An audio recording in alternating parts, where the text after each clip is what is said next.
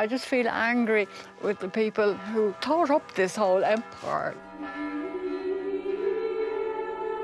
The whole empire designated to punishing girls.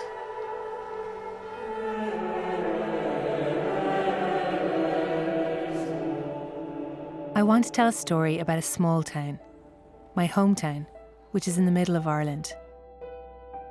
It's a story about power and resistance.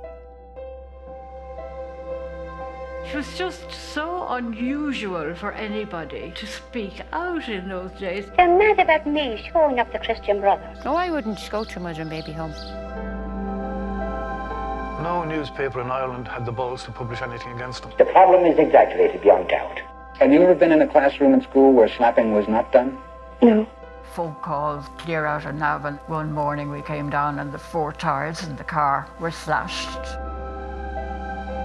They probably thought they'd win with me in the finish, and that I'd throw in the towel and say this is it, but it wasn't going to be that way, I said all along, she doesn't need a home. She has a home. We were breaking the law at this stage. I didn't even care.